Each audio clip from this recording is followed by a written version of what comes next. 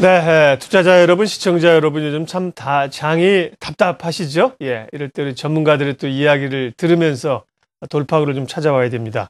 마켓리더 특급 전략, 오늘은 한국투자증권 이준재 리서치센터장님 모셨습니다. 어서 오십시오. 네, 안녕하세요. 송창식 씨의 노랫말 가운데 언제쯤일까 한 번쯤 뒤를 돌아보려면 그런 얘기가 있었는데요. 야, 국내 증시가 뭐 여러모로 해외 증시의 그 상승 분위기에 동참하지 못하고 여러 가지 악재에 눌려 있어서 언제쯤 이런 그 악재가 해소될까? 많은 분들이 궁금해하시고 답답해하세요. 네, 어떻게 보세요, 센터장님? 예, 이 답답한 걸 제가 해결할 수 있다면 좋겠는데요. 예. 사실 지난해 저희가 올해 시장을 전망하면서 저성장, 저금리, 저물가, 저환율 이렇게 생각을 했었습니다. 근데 연초에 산업재 주가가 상당히 많이 반등을 하면서 경기가 바텀업 했다라는 논리가 좀 있었는데 최근은 이제 상당히 답답한 장세가 지속되고 있는데 그 큰 요인은 두 가지죠. 이제 환율하고 수급 요인입니다. 예. 근데 일단 환율 전망을 어떻게 하느냐에 따라서 이 답답한 장을 해결할 수 있는 시기를 예측할 수 있을 것 같은데 그 중에서도 이제 원엔 환율입니다. 원엔 환율이 우리나라 기업들, 특히 이제 IT하고 자동차가 일본하고 경쟁 관계에 있는데 워낙 가파르게 지금 이 환율이 상승하고 있어서 이 부분이 언제 진정될 것이냐라는 부분에 대한 예측이 필요한데요. 당분간은 엔화 약세 좀 더 지속될 것 같습니다. 일단 그 일본 중앙은행 총재가 이 아베 정권 이 이제 참여연 선거가 7월 달에 있는데요. 그 직전에 이제 4월 달까지 임기였는데 3월 달에 조기 사퇴한다 이런 얘기를 했습니다. 그래서 궁극적으로 아베 정권이 양적 완화를 가져가는데 좀 더 용이하게 가져갈 수 있는 인사가 될 가능성이 좀 높습니다. 그래서 지금 이 일본 중앙은행의 양적 완화 정책은 계속될 가능성이 좀 있고요. 그다음에 일본이 이렇게 양적 완화를 계속할 수밖에 없는 요인이 워낙 경제 상황이 안 좋습니다. 리만 사태 이후에 웬만한 나라는 산업 생산 활동이 그 시기만큼은 회복이 됐고 우리나라는 그 이상 회복이 됐죠. 근데 일본은 아직도 그 상황이 못 왔습니다. 그래서 지속적으로 양적 완화를 할 수밖에 없다. 그래서 엔화는 좀 더 약세가 될 것 같고요. 이 부분은 2월 달, 3월 달까지 좀 지속될 것 같습니다. 그래서 환율 부분은 그렇고요. 그다음에 이제 외국인 수급이죠. 외국인 수급인데 작년 12월 달에 외국인이 굉장히 많이 샀습니다. 3조 원 이상 샀다가 1월 달 들어서 지금 2조 원 가까이 팔고 있는데요. 여러 가지 요인이 중첩됐습니다. 아까 말씀드린 환율 관련 부분 때문에 기업 이익이 안 좋아질 수 있다라는 우려 때문에 차익 매물이 나왔을 수 있고요. 그다음에 작년 내내 원화가 절상되면서 원화 절상에 베팅했던 자금들이 이제 절상 속도가 굉장히 빨라지니까 이 차익 매물을 좀 쏟아냈을 가능성이 있고 그다음에 뱅가드 ETF 이 물량이 6월 달까지 지금 9조 원이 나올 것으로 예상을 하고 있는데 지금 1월 달까지 지금까지 보면 한 1조 5천억 정도 지금 팔린 것 같습니다. 그래서 여러 가지 요인 때문에 외국인들도 지금 계속 매도세를 보이고 있는데요. 이 부분은 2월 달부터는 조금 약화되리라고는 생각은 하고 있습니다. 그렇지만 특별한 매수 주체가 없는 상황에서 외국인이 다시 매수로 전환하는 시기는 최소한 2, 3월은 좀 지나봐야 할 것 같습니다. 그래서 당분간 시장이 언제쯤 반등할 수 있느냐라는 부분에 대한 이 시기를 정확히 예측할 수는 없습니다만 최소한 2월 달은 좀 지나봐야 되겠구나 하는 생각하고 있습니다. 그러게요. 2월도 좀 인내하는 달이 될 것 같습니다. 2월 시작할 때 2월 전망에서 우리가 이제 그런 부분들은 어느 정도 예측을 하고 들어왔고요.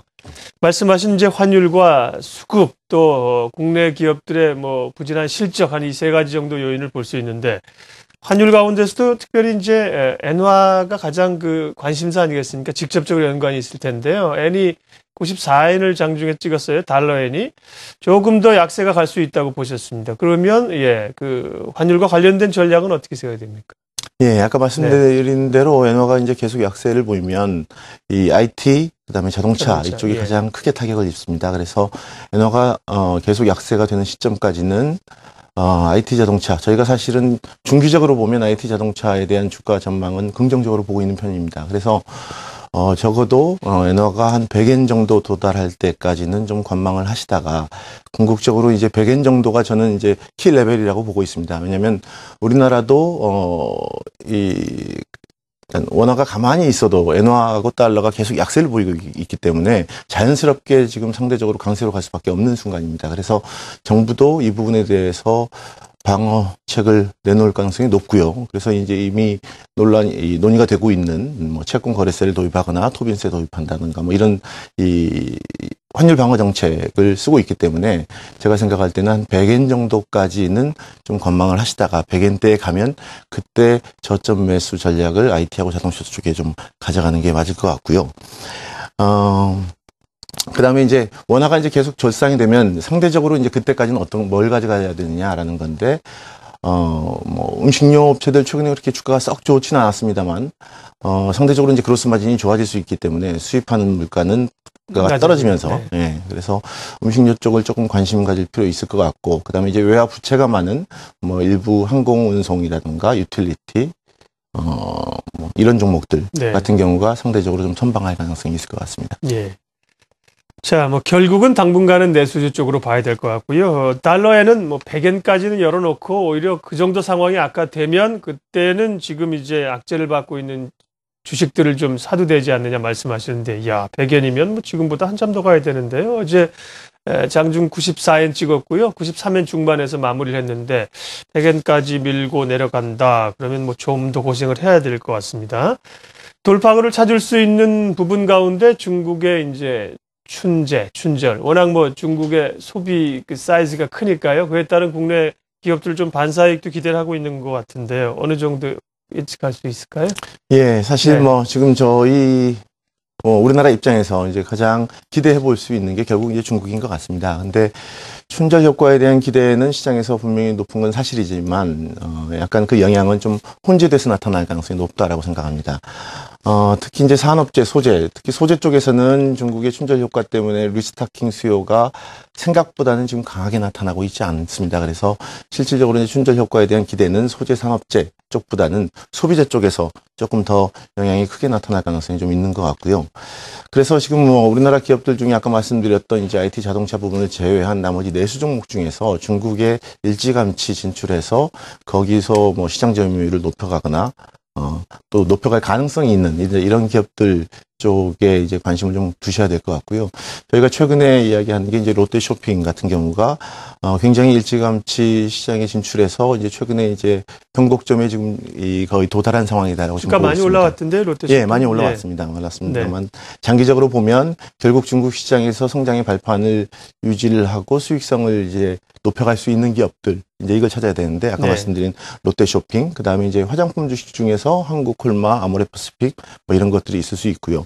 그다음에 일부 의류 업체의 뭐 중에서는 이제 베이직하우스, 영원무역 좀 작은 종목입니다만 그런 종목들이 조금 이 긍정적으로 보이고요. 길게 보면 지금 최근에 NC소프트 주가는 뭐 하염없이 떨어지고 있습니다만 어느 순간에는 분명히 반등이 나타날 거라고 보는데 하반기에는 이제 지금 출시한 상품들이 이제 중국에 나올 것으로 예상을 하고 있기 때문에 NC소프트 같은 경우도 조만간 저점 매수 전략을 좀 가져가는 게 괜찮을 것 같다라고 생각되고 또 NHN 같은 경우도 최근에 좀 약세를 보이고 있습니다만 길게 보면 저희는 이제 좋게 생각하고 있습니다. 네. 중국 모멘텀. 중국은 이제 춘절, 우리로 얘기하면 이제 설 명절이죠. 그에 따른 수요 기대감도 있고 또 이제 3월에 전인대가 있다 그러죠. 예. 그래서 지난 12월에 경제공작회의에서는 뭐 지금 새로운 체제에서 뭘 하기는 좀 구체적 그림은 안 그렸고 3월에 전인대에서 이제 시진핑 체제에서 그림들이 좀 그려지면 기대감들을 좀 가지고 있더라고요. 자, 지금 말씀하신 대외 환경 또 여러 가지 요인들을 묶어서 또 2월 한 달을 잘 버텨야 됩니다. 전략을 좀 마무리 좀 해주시겠어요? 예.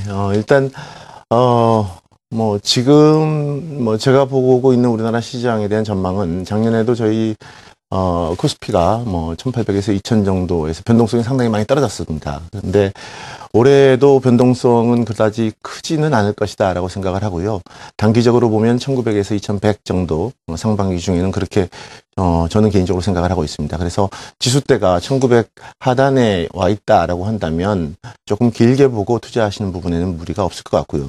다만 종목을 좀 적극적으로 교체해 가면서 가는 이런 전략이 좀 필요할 것 같습니다. 아까 말씀드렸다시피, 원엔이 100엔, 엔달러가 100엔까지 갔다라고 한다면 그때를, IT하고 자동차, 많은 분들이, 자동차 주식에 대한 관심이 지금 그렇게 아주 높지는 않습니다. 근데, 제가 판단하기로는 자동차 쪽에서의 경쟁력, 꼭 환율 때문만이 아니었다라고 저는 생각을 하고요. 분명히 그 제품의 경쟁력과 브랜드 인지도가 높아진 점이 글로벌 전체 점유율을 높여가는 요인 중에 하나였기 때문에, IT하고 자동차는 이제 그 시기에 좀 사시면 될 것 같고, 그 다음에 이제 신정부 들어서 여러 가지 정책이 나오겠습니다만, 일단, 저희는 이제 금리 인하, 보고 있습니다. 그래서 금리 인하를, 앞두고 좀 선취매를 한다라고 보면, 부채가 좀 많은 기업 중에서 안정적인 회사, 한전이나, 그 다음에 이제 금리 인하 같은 경우에, 증권주 같은 경우도 일부 시세를 낼 가능성이 좀 있는 것 같고요.